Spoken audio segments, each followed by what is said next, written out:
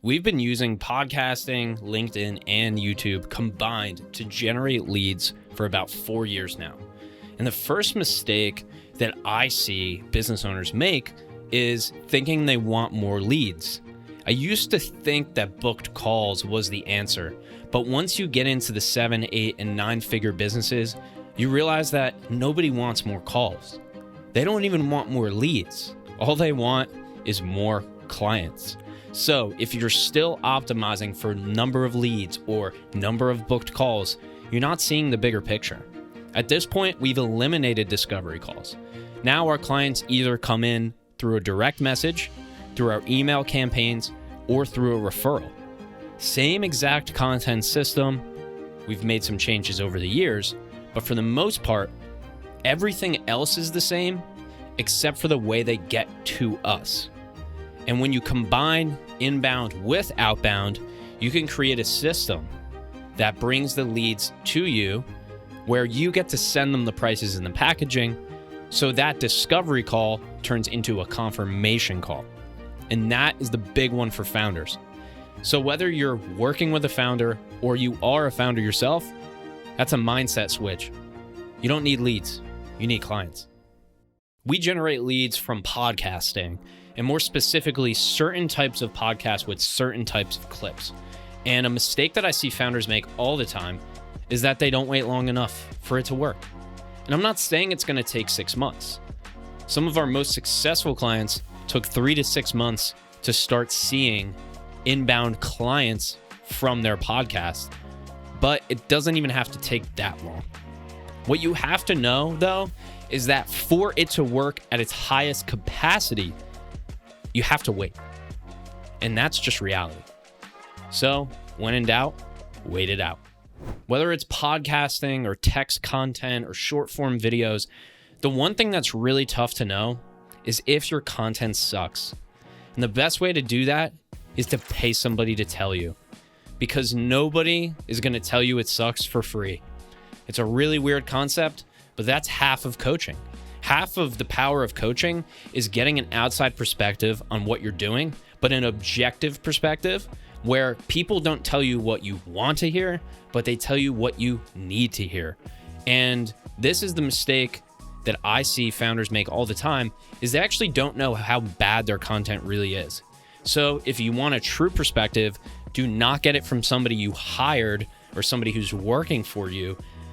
A colleague is okay, but what I would do is hire somebody to tell you if it's good or not.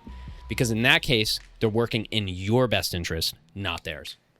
We've generated leads with podcasting. We've generated leads from LinkedIn. We've generated leads from YouTube and email. And another massive mistake is having no strategy, whether that's a content strategy or even a marketing plan. And as a founder or a marketer, how the hell are you running with no strategy, no plan? There's multiple sides of this, and it's not enough for this one episode, but just take in consideration, every single piece of content you put out is either painting your brand in a good light, a bad light, or the worst, in no light at all. Just a gray area of eh.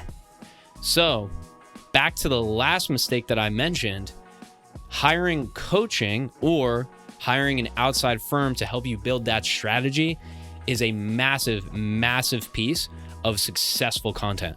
So do not run without a strategy. I'm telling you, it's like a chicken running with its head cut off.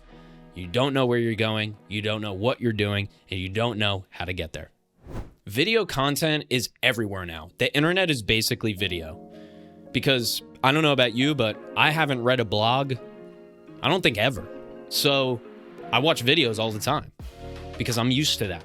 We don't have books on our walls anymore. We have TVs. So video is everywhere.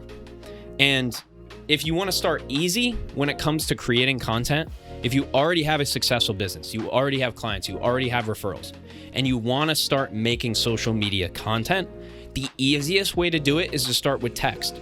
You can even hire somebody to do it for you. You don't even have to be involved.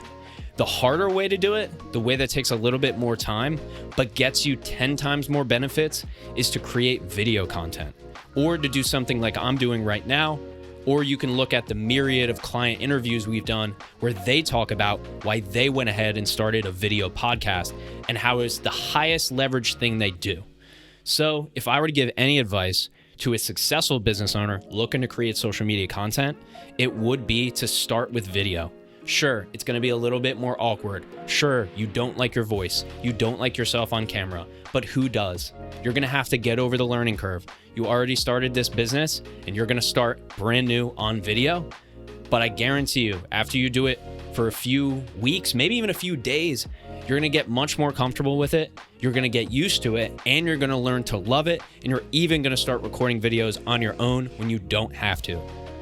So, if I were to leave you with anything today in terms of how to generate more revenue with social media content or with a podcast or with a YouTube channel or with a LinkedIn account, it would be to start on video now as soon as possible. Learn the skill of video, learn the skills of podcasting. And if you want more on this, on exactly how to do this, we have interviews for you. If you're watching on the YouTube version right now, you can click on one of them. If you're listening on the audio right now, you can go ahead and scroll through our other podcast episodes. We interview almost all of our clients, and we literally teach you step by step how to do it. So don't neglect video. Make sure you get on there, and I'll see you next week.